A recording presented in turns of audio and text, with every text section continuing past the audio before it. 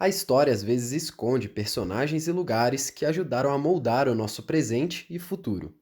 Por volta de 1822, a decisão pela independência do Brasil não era unânime entre a população. A elite agrária brasileira, sim, era muito favorável, mas pequenos trabalhadores, indígenas, escravos e até alguns militares eram contrários a essa adesão forçada ao Império Brasileiro. Foi o que mostraram professores de história no seminário.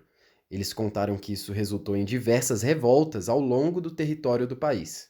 Tinham vários projetos nacionais, né? Tinham vários projetos de futuro desse país, e isso tudo foi resolvido a partir de muito conflito e num momento, durante um período que se estende muito de 1822. O período foi conturbado, e diferentemente de hoje, as notícias demoravam muito para chegar de um lugar a outro.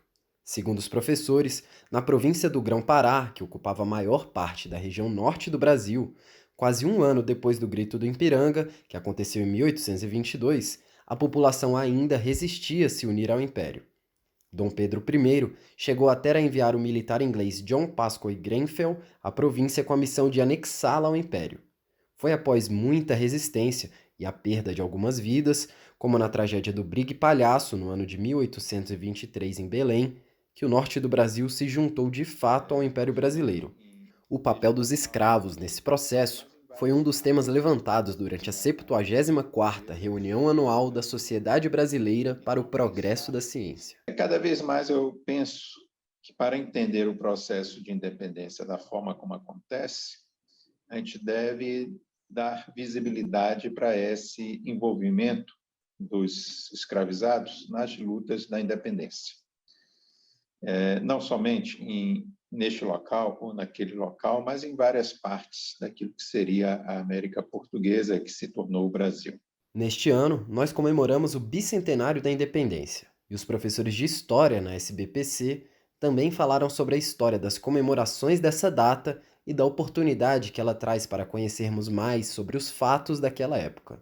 De modo geral, a historiografia que trata das comemorações, como essa da independência, vai nos dizer que é algo que funciona para os governos como uma estratégia de legitimação.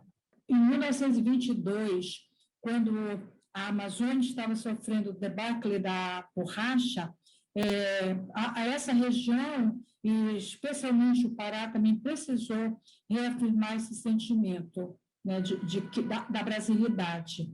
Então, em 1922, comemorar o centenário da independência, era reforçar essa brasilidade, esse pertencimento de uma nação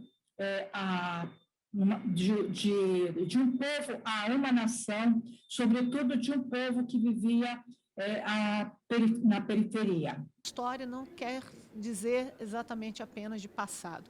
Quando a gente vive a história, quando a gente vive o tempo histórico, a gente vive essa conexão entre o passado, o presente e o futuro.